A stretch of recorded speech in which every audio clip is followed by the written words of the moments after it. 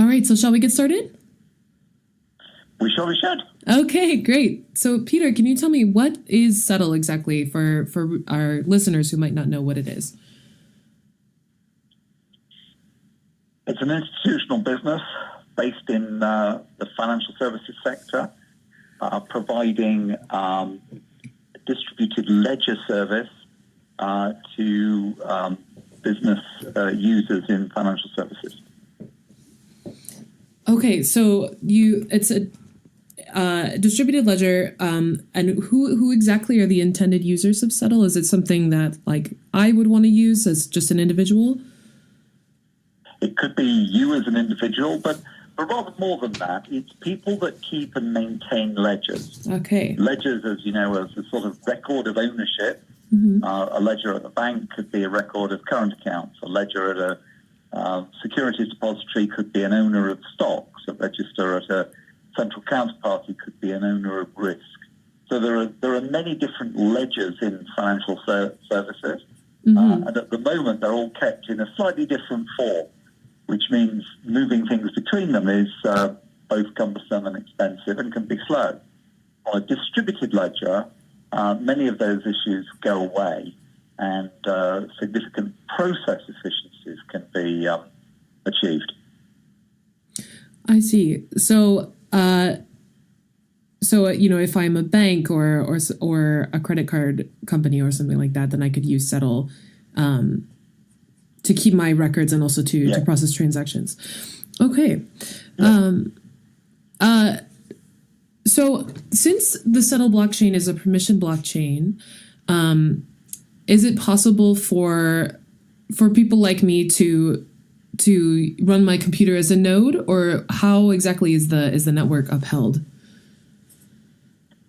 No, the people that interact with the blockchain, and individuals that maybe interact with the Setl blockchain, they do so by using a wallet. Mm-hmm. It's the wallet that would allow them to allege transactions onto the chain or receive payments or other obligations from the chain. But the actual consensus operation, the messaging operations, the various sort of housekeeping operations, they are not open to, as it were, members of the public. That's a very different arrangement. I see. And that's very important for cybersecurity purposes. It's also very important for achieving the sorts of speeds and capacity that the Setl chain is able to deliver. So, for example, the capacity of the Setl chain is, at this moment, about 100 million addresses per block, and we are processing things at the moment on a 5-second block, but you could change that if you wished. And we're doing on just very simple hardware, we're doing 80 to 100,000 transactions a second. Per second. So it's a very different sort of proposition, if you will, to some of the more well-known chains. That's pretty amazing. So can you tell me who, are there any major banks or partners that have publicly announced that they're using the Setl blockchain? We have a very storied list of shareholders that you've probably seen. Our biggest external shareholder is a company called Computershare, which, as you may know, Rachel, is the world's largest registrar. They provide registrar services to issuers. We also have Crédit Agricole, which is a very large French bank. We have Citi, who, as everybody knows, is one of the largest global banks in the world. We're proud to have Deloitte as a shareholder, and we're proud to have also a company in France called Estuzien. So we have a good spread of shareholders who are in conversations with us about using this chain, and we do have chains that are already in production, one in France, which is called ISNES, Mm-hmm. www.isnes.io, which I think probably by the middle to end of next year will have between 800 billion and 1.2 trillion euros of assets on it, Wow. which will mean that a single chain will be bigger than all the cryptocurrency chains put together. That's amazing. So I'm sure that, people who are listening to this right now are very curious how they, as individual investors, can get in on the Setl blockchain. So is it possible to buy Setl tokens or to invest in the company in another way? No, we don't use any form of cryptocurrency. We don't have as a matter of policy any form of crypto currency in our system. We don't use tokens per se either. Mm-hmm. We sort of believe that in financial services people want to receive dollars, euros, pounds, yen, or whatever. They're not particularly interested in receiving some form of cryptocurrency. So the native applications that we built for, designed for, and support are currency blocks that are issued by, if you will, central banks or other recognized institutions. Okay. So you mentioned briefly. Oh, okay. Actually, you already answered that question, so I'm not going to ask you. But I was like, how many transactions? And then I remember that you said 80 to 100,000 per second. So this company was established in 2015. Can you tell me a little bit about? Is that correct? That's correct. Yeah. Yes. Can you tell me about the company's journey from then until now? Was it always a blockchain company? Yes, we've always been. We sat down and did the thinking about what would be necessary to provide a service in financial services. All of us in the company have a very long financial services background, so we have quite a extensive domain knowledge of financial services. Mm-hmm. So that was very helpful. When we sat down and did the thinking, we said, well, one of the things that financial service companies want to do in the post-trade environment, which is where blockchain is most widely suited, in the post-trade environment, they've got to be able to do, act at relatively high speed. So 80 to 100,000 transactions a second is relatively high speed. It's not obviously as high speed as stock exchanges or organized trading facilities or any of those sorts of institutions which are able to do millions of transactions a second. But 100,000 is fine for post-trade. It also has to be able to address, a multiplicity of ledgers. Mm-hmm. And that's why, 100 million was a good number for us to aim for. Another thing which, you have to be able to do if you're doing this for financial services companies is to be able to show that the coding has been done to secure coding standards set by people like ISO.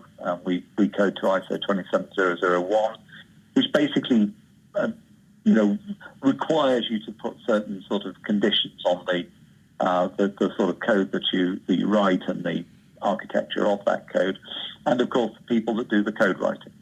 So we are studiously not taking any open source sort of work, Mm-hmm. and repurposing that. So it's very very important to us that we actually have the intellectual property in the service that we've developed, because apart from anything else, we want to sell it.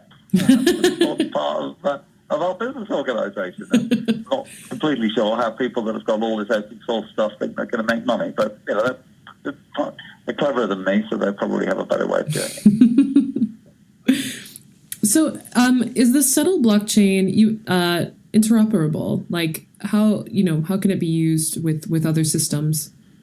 Yeah, well, back in 2016, we were able to show a demonstration in the UK FCA, the Financial Conduct Authority's sandbox program. We were in the first cohort of companies that tested there. And we were able to take identity information from one chain, not a Setl chain, and then we were able to deploy that within a Setl chain and make activity happen.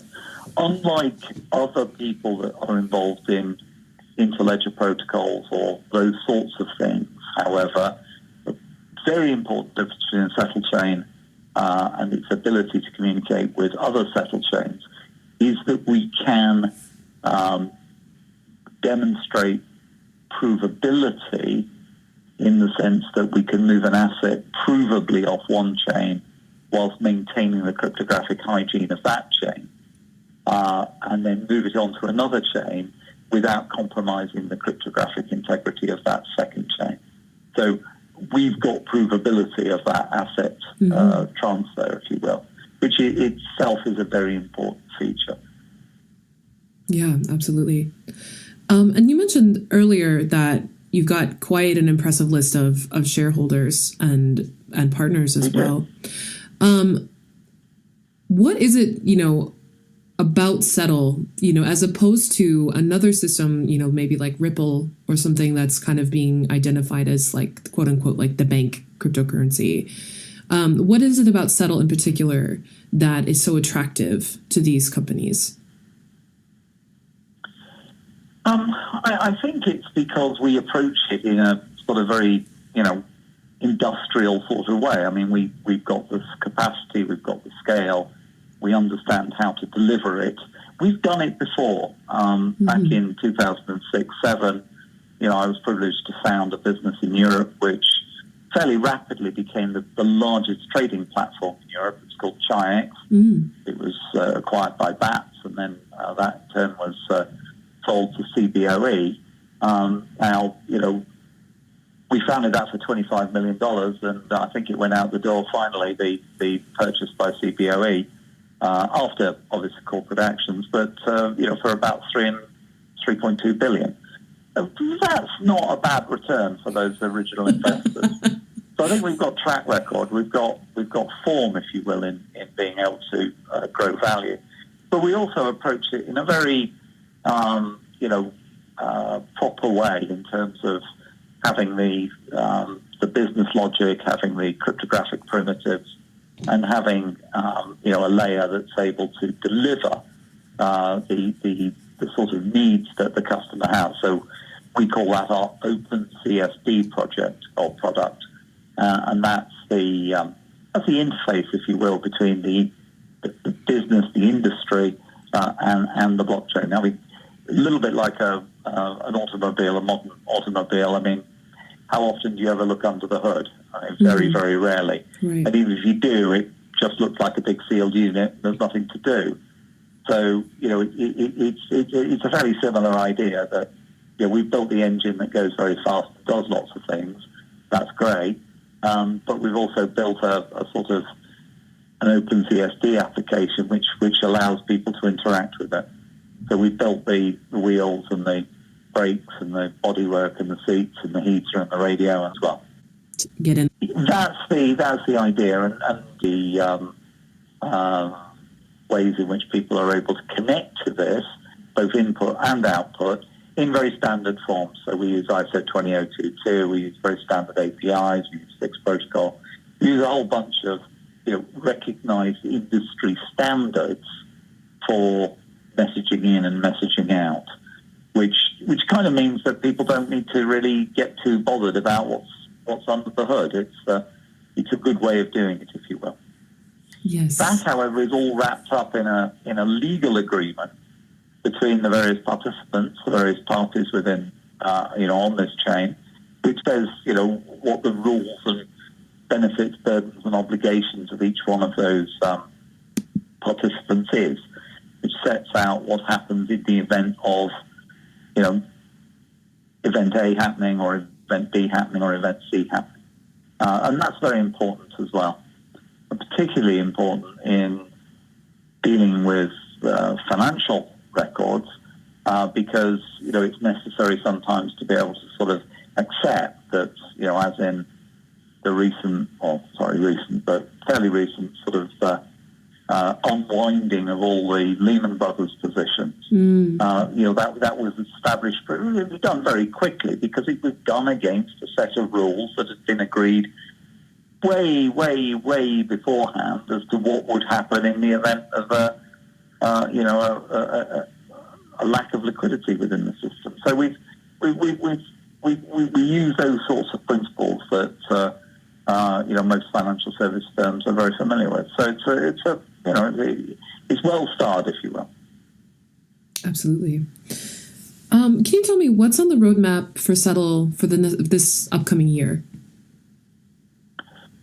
Well, we've got a number of very exciting projects. One that we've announced, obviously, is NES. We've also spoken, and our shareholders have spoken about offering a competing service to the Australian Stock Exchange in providing post-trade services in Australia. We've also got another very exciting project which effectively allows the issuance of commercial paper and the trading of that commercial paper, and indeed the settlement of that commercial paper. So it's a very, interesting journey, that particular one. We've got projects in the United States and projects in the UK as well. So we've got a good spread of projects which have, a really attractive feature, which is that we do the work and we collect the check. That's quite important. Yes. And I'm curious, since this is a blockchain network that's been around for a few years now, I'm kind of wondering why maybe we have these big currencies with lots of big blockchain networks with lots of pop cultural sway, like the Bitcoin network and Ethereum and Ripple and et cetera, et cetera. And Setl is, obviously very well established, but, not really something that people talk about so much in kind of like the... I think it depends on which people you mean talk about it. Yeah, I mean, are you talking about people with access to checkbooks, or are you talking about people with access to social media? I think if you're talking about people with checkbooks, which are the people that interest me, I think we're very well known. Absolutely. Are not particularly, concerned to make my, post my sort of daily regime on social media as to what I do and eat for breakfast and think about everything under the sun. I've got too much work to do to achieve that. So, we keep ourselves relatively private, relatively quiet, and get on with things as we see fit. Absolutely. But obviously, as we grow and do more and more projects, then more and more people start to look at us, and that's obviously a benefit to us because those people, eventually will have, we'll find more projects to do, and that will generate more checks. And more checks means more money. Yay! And, that's good. That's shareholder value, and so that's very attractive. Absolutely.